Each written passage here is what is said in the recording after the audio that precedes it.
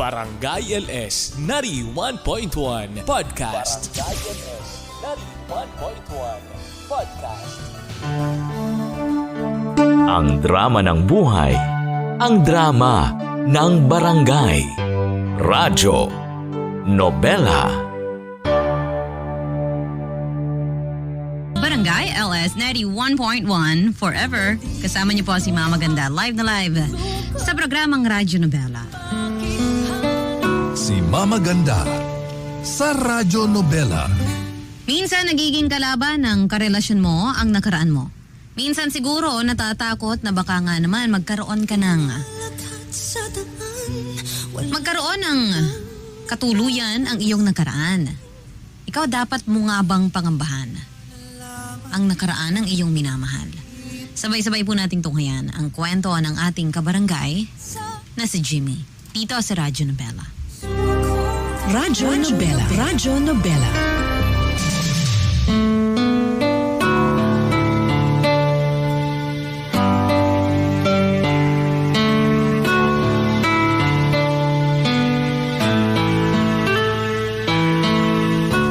Dear Mama Ganda, ako po si Jimmy, 38 years old. May nangyari sa akin mahigit 3 taon na ang nakakalipas. At nais ko po itong ibahagi sa inyo at sa ating mga kabarangay. 1 taon na akong hiwalay noon sa una kong naging girlfriend na si Maris. Nang nakilala ko na si Janine through Facebook. Kasing edad rin naman niya, si Maris. Nagandahan talaga ako sa kanya nung nag-pop ang profile niya sa People You May Know section ng Facebook. Mabuti na lang at inaccept niya ako agad. Nag-stalk ako sa kanyang Facebook at nakita kong single naman ito. Natuwa po ako syempre at naglakas loob na i-message siya. Doon na kami nagsimulang dalawa. Natuwa ito sa akin dahil nagawa ko siyang patawanin. Mabilis lang po naging pangyayari at sinagot na ako nito after 2 months na panliligaw. Naging sobrang saya ko sa piling ni Janine dahil marami kaming pagkakaparehas. Madali itong pakisamahan at wala akong naging ibang issue sa kanya maliban na lang sa isang bagay. Di pa rin ito komportable na nakakausap ko pa rin ang ex kong si Maris. May anak kami ni Maris at tungkol lang sa bata ang pinag-uusapan naming dalawa. Wala na pong iba. Nung una, akala ko ayos lang siya sa setup namin. Pero nung umabot na kami ng 5 buwan, pinaramdam na nito sa akin na hindi na siya komportable. Hindi siya komportableng nakikipag-usap ako sa nanay ng aking anak. Isang gabi biglang tumawag si Maris. Saktong kasama ko noon si Janine. Lumabas ako ng bahay para makausap ng maayos si Maris dahil hindi maganda ang signal sa loob. At nang pagbalik ko, after ng tawagan namin ni Maris, nag-iba na kaagad ang pakikitungo sa akin ni Janine. Good morning po sa lahat ng kabarangay natin. At sa inyo, mga maganda. Ako po si Jimmy at ito ang aking sulat.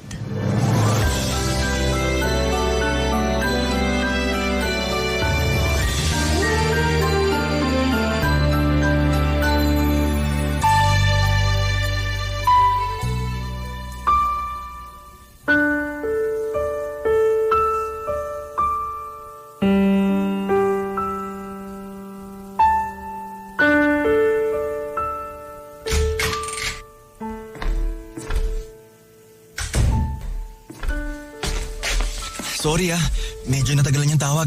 So saan? Kung kailan naman alanganin ng oras tsaka naman tatawag yung ex mo? May emergency kasi. Sus! Baka rason niya lang yung emergency na yan para makausap ka. Emergency talaga yun, babe. Alam ba niyang kasama mo ako? Hindi naman siya nagtanong. O bakit hindi mo sinabi?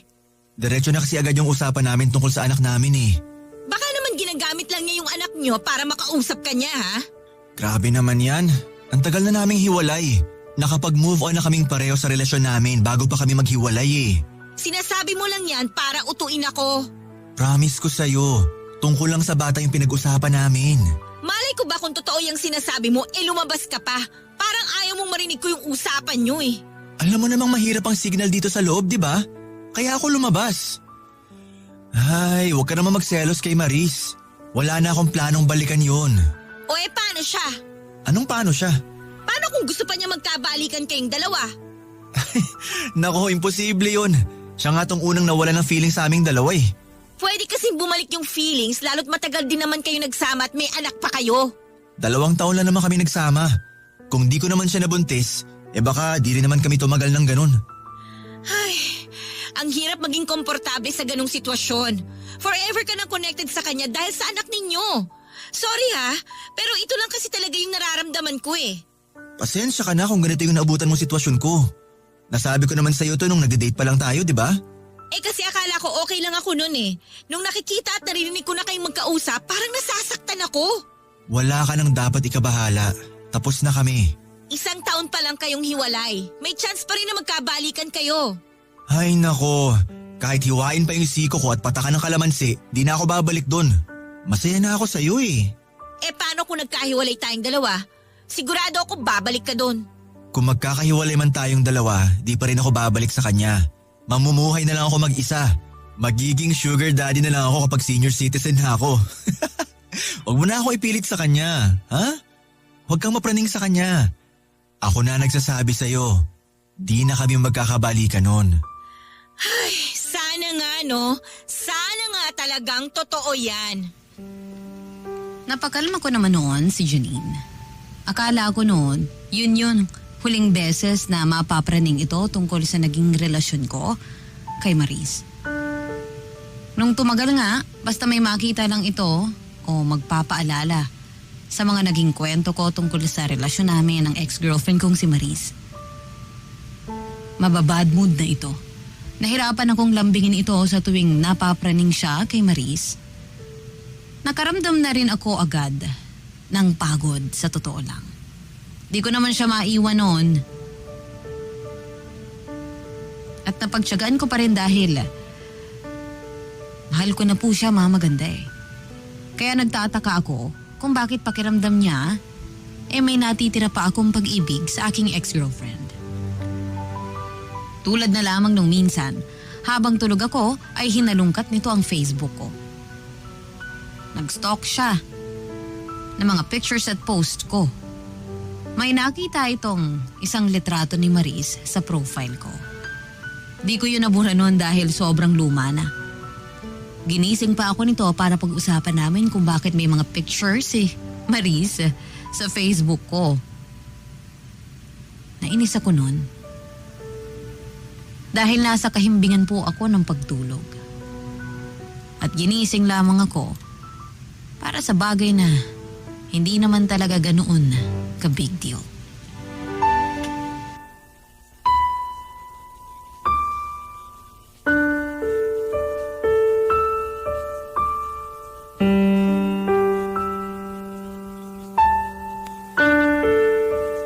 Babe? Jimmy! Bakit? Gumising ka nga. Bakit? Mag-usap tayo. Baka naman pwedeng mamaya na lang. Ang hapdi pa ng mata ko eh. Ngayon na! Jimmy! Ano ba yun? Kala ko ba deleted na lahat ng pictures at post mo tungkol kay Maris? Na-delete ko naman na lahat ah. Bago pa kami maghiwalay, binura ko na lahat sa Facebook ko. Bakit meron pang isa na di nabura? Ito oh. Ayan, sige nga. Explain mo sa akin kung bakit may tinira ka pa. Baka nakalusot lang yan. Di ko yan nakita. Sinungaling, mukhang pinaka-recent picture niya to oh. Janine, maniwala ka sa akin. Hindi ko lang siguro nakita yan. Siguro lagi mo itong tinitingnan kapag wala ako, no? Tapos may isip mo na mali na pinakawalan mo siya. Tapos babalik ka sa kanya? Janine, ano ba? Paulit-ulit na tayo eh. Bakit kailangan mo sumigaw? Guilty ka? Guilty? Hindi ako guilty. Naiinis na kasi ako. Paulit-ulit na lang tayo eh. Ilang beses ko bang kailangan sabihin sa'yo na ayokong bumalik kay Maris? Parang ikaw pa tong gustong magkabalikan kami. Paano kung magaya ka sa ex ko, ha? Iniwan ako para balikan yung ex niya. Bakit mo ako itutulad sa kanya? Magkaiba kami ng sitwasyon. Wala lang silang anak ng ex niya. Pero malaki ang pinagsamahan nila nung babaeng yun. Yun yung first love at first girlfriend niya. Ano bang laban ko doon? Tulad ni Maris, first girlfriend mo siya tapos may anak pa kayo. Paano kung maulit yung nangyari sa amin ng ex ko? Paano Hindi mangyayari yun kasi mahal na mahal kita, Janine. Hindi mo ba nararamdaman yun? Yan din naman yung sinabi sa akin ng ex ko eh. Pero nasa na siya ngayon? Ayun! Bumalik sa first love niya! Baka naman ikaw tong di pa makamove on sa ex mo. Mahigit na 2 years na kami hiwalay, no? Masayang masaya na siya dun sa first love niyang yon. Sabihin mo nga kung paano hindi pa ako mag-move on kung ganon? Pero bakit di ka pa rin makamove on sa ginawa niya? Bakit bitbit mo pa rin yung galit? Kasi galit ako! Kasi iniwan ako kahit sinabihan akong mahal niya ako! Mahal kita at di kita iiwan. Nakakapraning eh! Nakakatakot! Ayoko na mag-feel tong ganito eh, pero hindi ko mapigilan kasi na-trauma na ako eh! Ay, ano bang gusto mong gawin ko? Iwasan mo na si Maris! Huwag mo na siyang kausapin! Imposible ang hinihingi mo. Alam mong may anak kami.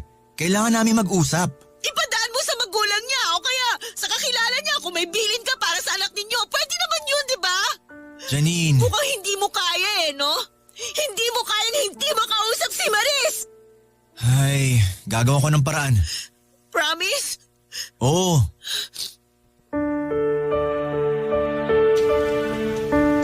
Nainis ako sa ex ni Janine. Dahil yung kasalanan niya naipasa po sa akin. Ako ngayon ang nagsasuffer. Wala na talaga akong balak balikan pa si Maris. At alam naming pareho yon. First girlfriend ko po si Maris. Pero hindi naman lumaki yung pag-ibig ko sa kanya. At ganun din siya sa akin. Nung time na nabuntis ko siya, lasing kami noon at hindi namin nakontrol ang isa't isa. 1 buwan pa lang kaming nagliligawan noon at talagang aksidente lamang ang lahat. Wala pang matinding feelings na nabuo noon. Pero nakabuo na kami agad ng bata. Napilitan kaming magsamang dalawa para sa aming anak. Sa pagdaan naman noon ng panahon, natutunan naming mahalin ang isa't isa pero hindi yun naging sapat para maituloy namin ito sa mas seryosong samahan o sa kasalan. Mabilis lang ding nawala yung feelings namin sa isa't isa. Hindi po siya napatibay. Isang araw, nagdesisyon kaming dalawa na magkahiwalay na lamang. Naging magkaibigan pa rin kami after noon. Walang naging samaan ng loob at hindi naging awkward ang lahat dahil hindi naman talaga lumalim ang relasyon namin. Para sa isang bata ang naging pag-uusap namin. Para lamang po sa aming anak. Wala nang iba. Kung alam lang talaga yon ni Janine, malamang hindi siya magkakaganito. Hindi ko po alam, pero pakiramdam ko,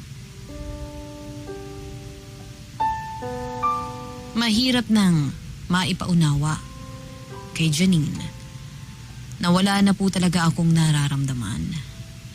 Wala na po akong natitirang pag-ibig. Sa dati kong minahal na si Maris.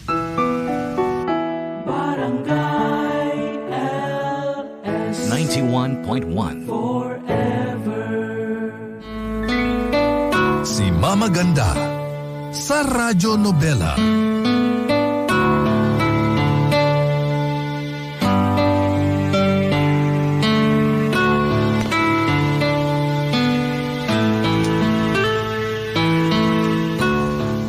Mula nung nagtatlo,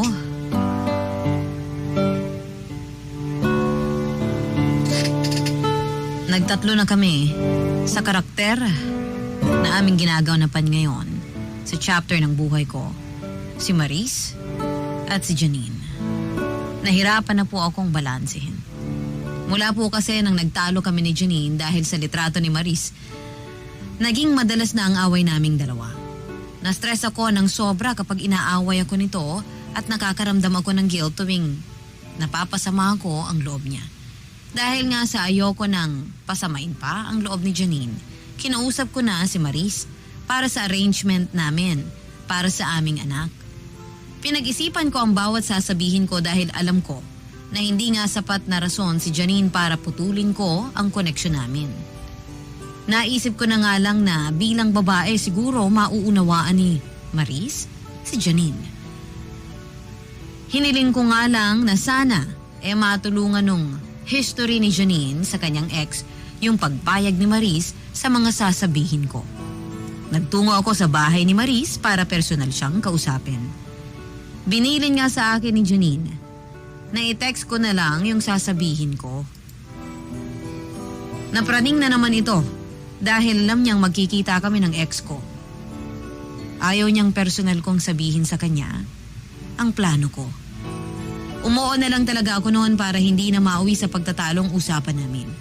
Naisip kong mas magandang pag-usapan iyon ng personal.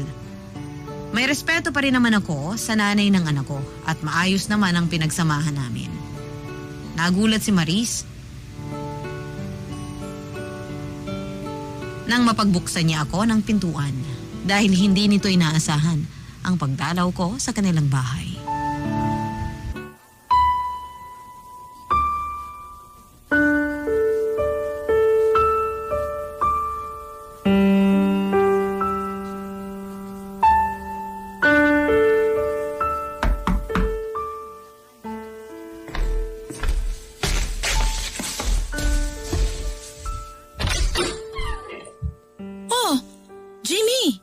Pwede ka bang makausap? Seryoso ba yung pag-uusapan? Kasi aalis sana ako ngayon eh. Medyo urgent din. O siya, tuloy ka muna. Salamat. Kumain ka na ba? Okay na ako. Kumain na ako bago umalis ng bahay. Upo ka. May papakiusap sana ako sa'yo eh. Ano yun? Ayusin sana natin yung arrangements pagdating sa anak natin. Bakit? May problema ba sa schedule mo sa work? O sa jowa mo, no? Ano kasi, may problema ako. Magsabi ka lang. Di kasi komportable si Janine na nagkakausap pa tayo eh. Ha? Ano? At bakit hindi? May anak tayo. Naisip ba niya yun? Hindi lang kasi siya komportable na masyado tayong close pagdating sa anak natin. Anong gusto niya? Saan siya mas magiging komportable?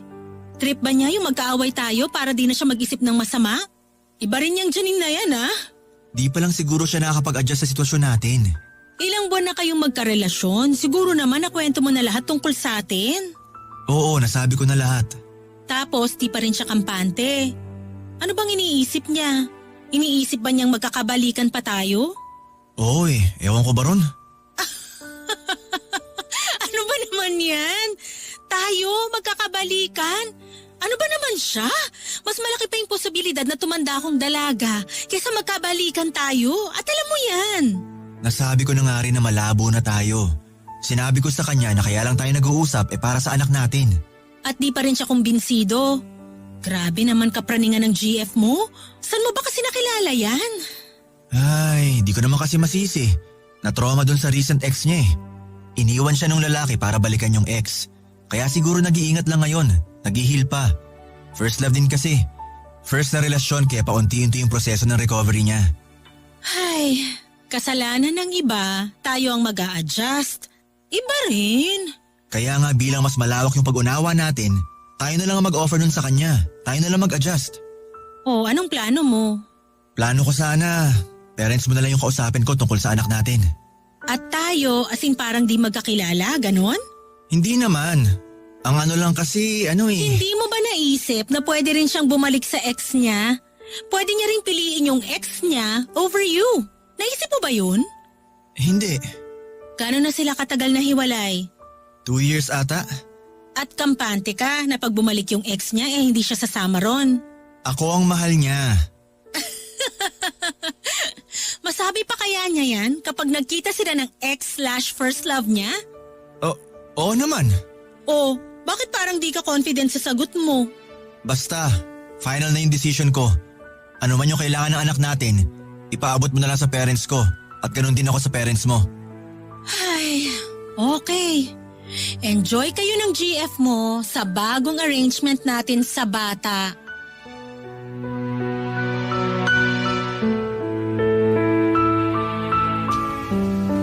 Aminado akong nagduda ako kay Janine dahil sa mga sinabi ni Maris. Napatanong tuloy ako sa sarili ko kung iiwan ba ako ni Janine kung sakaling bumalik na ang ex niya.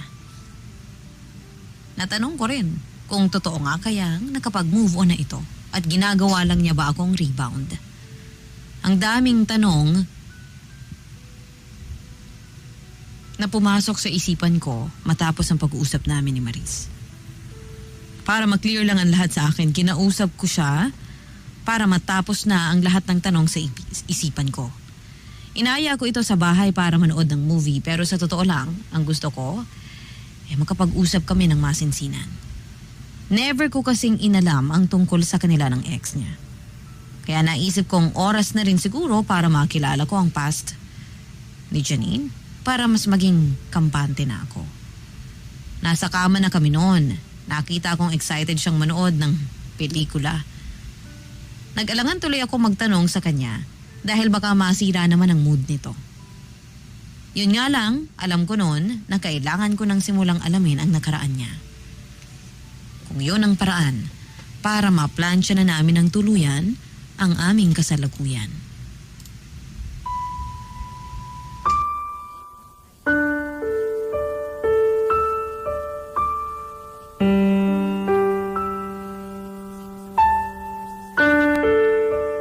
Ang ganda raw ng reviews ng movie na to eh. Grabe, buti meron kang copy.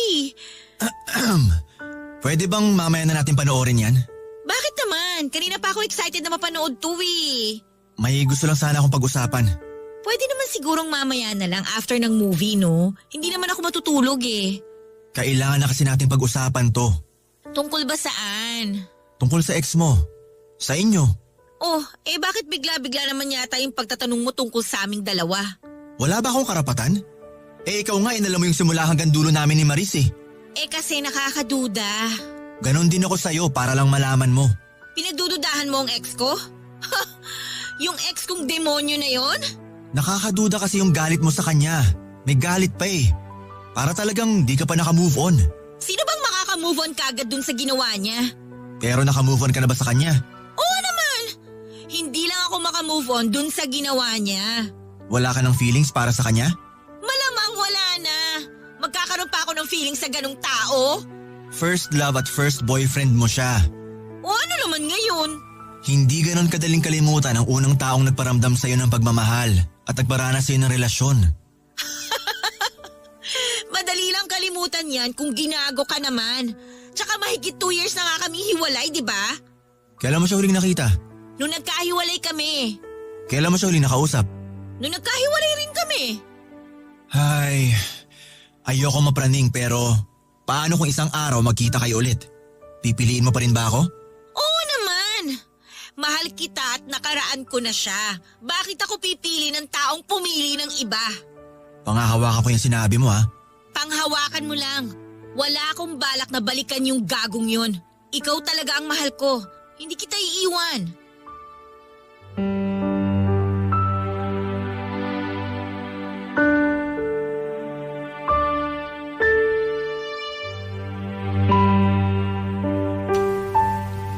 Nakampante naman po ako sa mga binitawang salita ni Janine.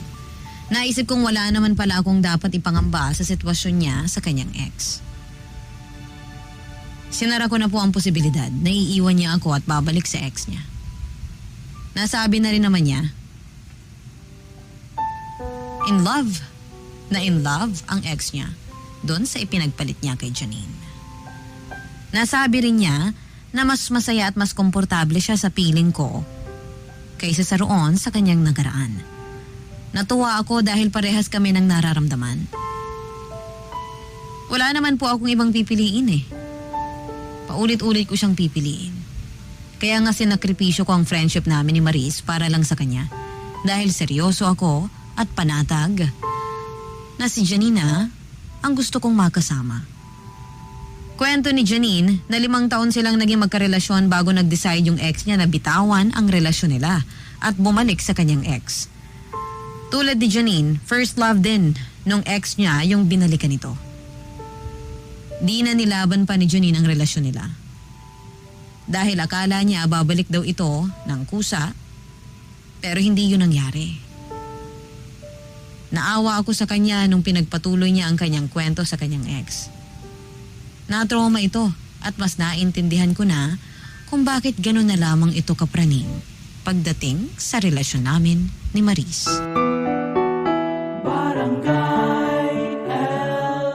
Ilocano 91.1. Si Mama Ganda sa Radyo Nobela.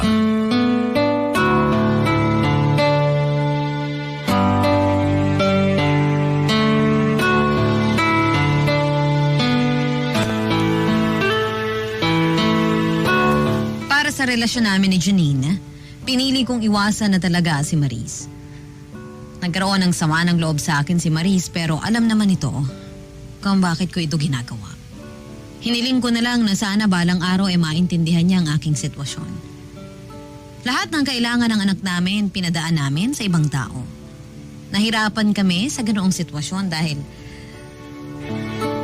nagkakaroon ng delay ang pagdating ng aking pagpapadala sa aking anak. Dahil hindi kami direktang nag-uusap ni Maris. Pero naniwala naman ako na adjustment lang yon. Nasiyahan naman si Janine sa pagtupad ko sa kanyang kahilingan na putulin ko na ang komunikasyon ko kay Maris. Naging maayos ang relasyon namin ni Janine. Mas minahal ko ito lalo't nakita ko kung gaano ito kasayang, kasama, pag-good mood siya. Inaya ko na rin siyang tumira sa bahay ko at pumayag naman siya. Wala na akong ibang nakikitang babae no na makakasama. Kundi siya lang, Mama Ganda. At ganon din siya sa akin. Ayos na sana ang lahat kung hindi lang ako nakatanggap ng tawag kay Maris. Nasaktuhan pang kasama ko si Janine noon at nagkaroon ng emergency sa anak namin.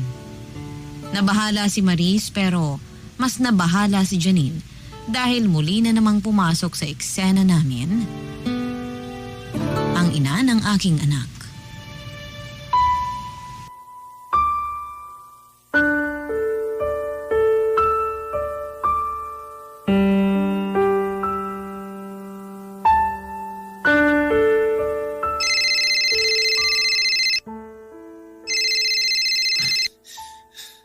Oh, sino yan? Wala yun. Si Maris yan eh. Hayaan mo na. Sagutin mo. I-loudspeaker mo para marinig ko. Pag-aawayan na naman natin to eh. Bukas ko na siya kakausapin. Bukas mo na lang kakausapin habang nasa trabaho ako. Ganon. Para hindi ko marinig yung pag-uusapan nyo. No? Ha! Ngayon mo na sagutin para alam ko kung tungkol saan yan. Hi. Hello, Maris? Hello, Jimmy? Jimmy, baka naman pwedeng pumunta ka rito sa bahay. Bakit? Samahan mo ko. Wala sina mama at papa. Natatakot yung anak natin. Pagising-gising siya tapos biglang iiyak. Tapos biglang makakatulog saglit. Tapos maalimpungatan. Tapos iiyak na naman. Gabing-gabi na eh. Di na ako makakapunta dyan. Please naman nababother na ako eh. Tatahan din yan. Jimmy! Para ba talaga sa anak nyo kaya mo inaaya ang boyfriend kong matulog dyan sa inyo? Sa Janine ba yan? Dis oras na ng gabi. Aayain mo siyang matulog dyan? Ano ba namang klaseng pag-iisip yan, Maris? Excuse me lang, Janine, ha?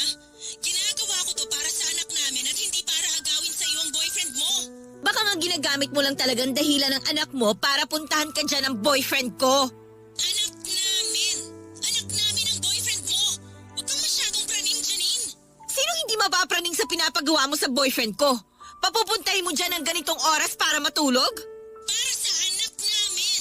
Janine, pwede Huwag ba? mo sabihin sa akin kinakampihan mo tong ex mo! Hindi naman sa ganon, pero... Hindi naman dapat kampihan dito, Janine. Ako yun. Wala akong ginagawang mali sa'yo, ha? Hindi pa ba mali na patulugin dyan ang boyfriend ko? Para samahan ang anak namin! O samahan ka? Grabe naman ang epekto sa'yo ng ex mo, no? Masyado kang praning. Siguro ganyan ka na talaga ka-toxic bago ka pa iwan ng ex mo, no? Kaya siguro pumili ng iba. Wala kang pakialam sa nangyari sa amin ng ex ko. Eh di wala ka rin pakialam sa sitwasyon namin ni Jimmy. Boyfriend ko to! May pakialam ako! May karapatan ako! Sayong-sayo na si Jimmy, te. Wala akong pake. Magsama kayo. Wala akong balak makipagagawan sa'yo. Ginagawa ko lang to para sa anak namin. Talaga? Talaga lang ha? Pasimple ka rin magnakaw ng karelasyon eh, no? Oh, bakit mo tinapos yung tawag niya? Sobra na kasi! Huwag mo sabihin sa akin kinakampihan mo ang ex mo. Pareho kayong mali. Puro init na ulo pinapairal nyo eh. Sino hindi mag-iinit ang ulo sa gusto niya mangyari, ha? Papatulugin ka niya ron? Anong next, ha? May mangyayari sa inyo tapos makakabuo na naman kayo ng bagong bata? Walang ganung mangyayari, Janine. Ay, may ganung episodes lang talaga yung anak namin. Di ko na kwento sa'yo dati pero minsan, sinusumpong siya ng ganon at hinahanap niya ako. Ah, so palagi ka palang natutulog doon. Sabihin mo nga kung ilang beses kang natulog doon habang magkarelasyon tayo. Isang beses lang. Kakasagot mo lang sa akin noon. Di ko na nasabi sa'yo kasi di ko ma-explain ng maayos yung sitwasyon ng anak namin. Sitwasyon ng anak mo o sitwasyon niyo ni Maris? Please, wag naman natin tong pagtalunan ngayon oh.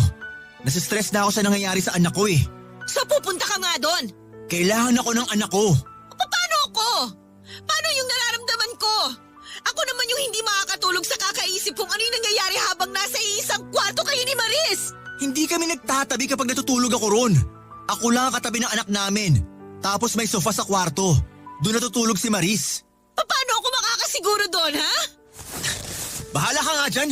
Oh, saan ka pupunta? Pupuntahan ko yung anak ko. Pumili ka, Jimmy. Ako o yung anak mo? Ano bang klaseng tanong yan, Janine? Ako o yung anak mo?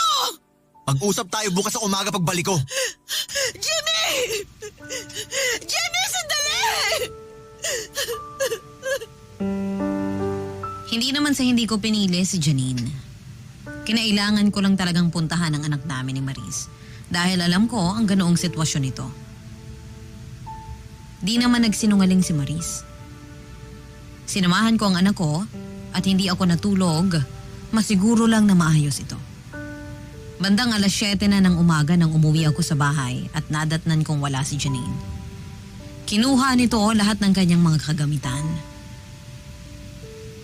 Kinabahan po ako sa puntong yon. Ilang beses ko siyang tinawagan pero hindi ito sumagot. Nag-text ako at pinaliwanag sa kanya ang lahat. Wala akong natanggap na reply. Binlock na rin ako nito sa social media accounts niya na mas lalong nagpakaba sa akin. Ilang beses akong nagpunta sa bahay ng magulang niya pero tikom ang bibig nila sa kung nasaan ang anak nila. Lumipas ang 2 linggo. Hindi ako napagod na tawagan si Janine. Kahit alam kong hindi naman ito iyon, balak sagutin. Hanggang isang araw nakatanggap ako ng text sa kanya. Nakikipagkita ito sa akin. Natuwa ako dahil na-miss ko talaga siya, Mama Ganda. Sinabi ko noon sa sarili ko na aayusin ko na ang relasyon namin. At kung kailangang i-prioritize ko siya, Mama Ganda, gagawin ko po. Huwag lamang mawala sa akin si Janine. Nung nagkaharap na kami, gustong-gusto ko siyang yakapin. Pero napansin kong nanlalamig na ito sa akin. Naintindihan ko naman siya at handa akong pag-usapan. Ang lahat, masiguro lang na manumbalik ang dati nitong pagtingin sa akin.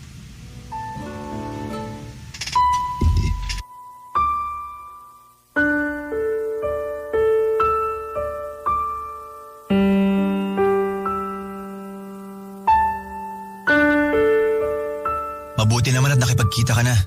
Kailangan na rin eh. Kumusta ka? Okay na ngayon. Nakita na kita eh. Saan ka ba nagpunta? Hinanap kita sa inyo pero wala ring alam yung magulang mo eh.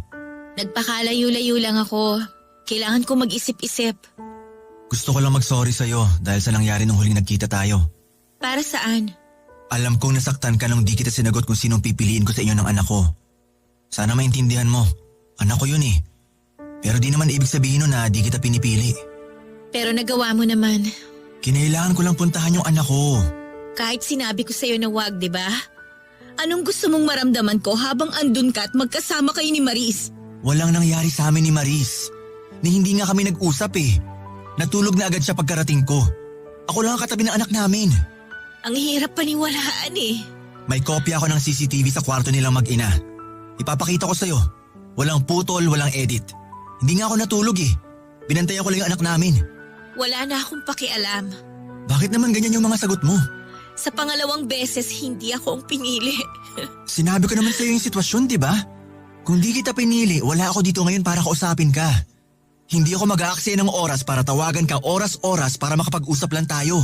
Para malaman mo na pipiliin kita kahit anong mangyari. Nung time na umalis ka, nung time na iniwan mo ako noon, hindi mo alam kung paano ako nasaktan. Kung paano bumalik lahat nung nangyari sa amin ng ex ko nung time na hindi niya ako pinili. Hindi ko gagawin yun sa'yo. Ginawa mo na. Janine! Sa sobrang galit ko sa'yo. Sa sobrang galit ko sa'yo, pinuntahan ko yung ex ko para makaganti lang. Pumunta ka sa ex mo? Janine naman! Ano magagawa ko? Galit na galit ako sa'yo nun eh. Pwede namang hinintay mo na lang ako para nakapag-usap tayo eh. Bakit mo kailangan puntahan ng ex mo? Pinuntahan mo rin naman yung ex mo, di ba? Anak ko ang pinuntahan ko! Nag-usap kaming dalawa. Gusto ko lang naman nun na magkaroon din ng closure dahil sawa na rin ako sa trauma na nararamdaman ko. Gusto ko nang maisara yung past ko. Nakatulong ba? Nakatulong para malaman ko kung ano yung kailangan ko at kung ano yung gusto ko. Anong ibig kong sabihin? Nung time na nagkita kami, may mga bagay na biglang bumalik. Diretsahin mo ako, Janine. Jimmy, bumalik yung feelings ko nung nagkita kami ng ex ko. Kahit ibang tao na yung pinili niya? Kala ko ba wala na? Di ba may karelasyon na siya? Bakit kailangan may bumalik? Hindi ko alam.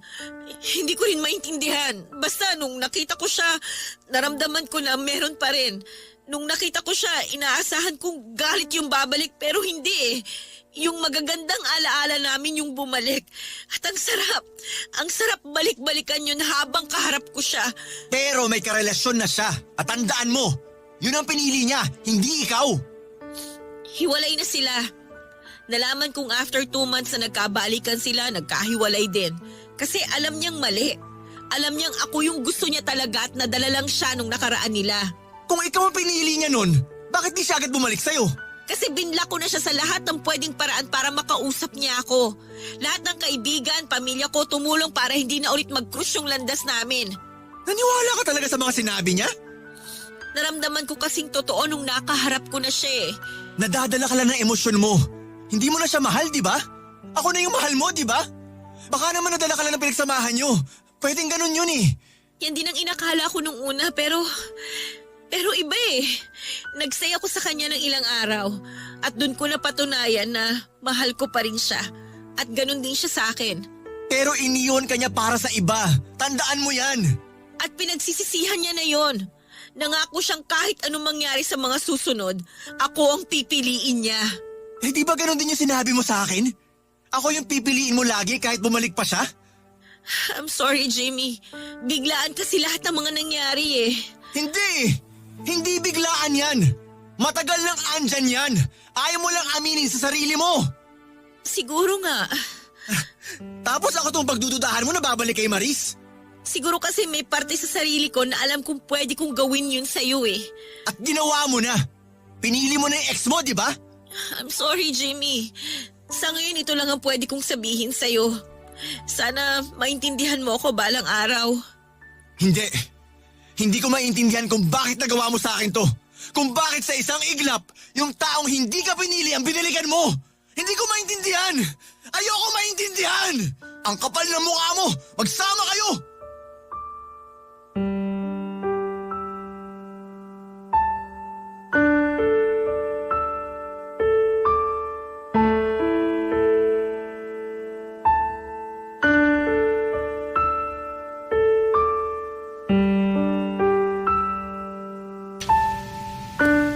Hindi ko po nilingon si Janine habang nagmamadaling umalis sa lugar na yon. Nasaktan ako ng sobra sa ginawa nito.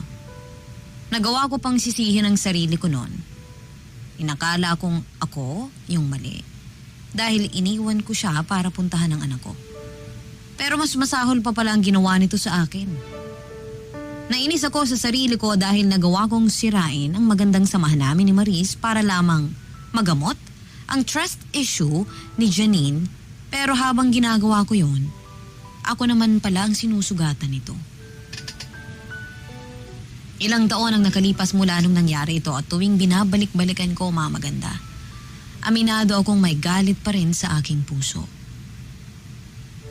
Naka-move on na ako sa naramdaman kong pagmamahal para sa kanya, pero hindi ako naka-move on sa nafe-feel kong galit sa kanya. Pinili kong wag nang makibalita pa sa kanya. Lalo kung maganda ang mga pangyayari sa kanilang dalawa. Masama man, pero ang tagal kong hiniling noon na sana iwan siyang muli ng taong pinili niya. Alam kong masamang pakinggan, pero hiniling ko po yun. Hiniling ko na sana muli siyang masaktan at magsisi siya sa ginawa niya sa akin. Maraming salamat po sa pagbasa sa aking sulat. Sana po ay may natutunan ng ating mga kabarangay sa aking kwento. Masakit man, pero yan ang katotohanan. Ako po, ang inyong kapuso at kabarangay, Jimmy. Ang drama ng buhay, ang drama ng barangay. Radyo Nobela.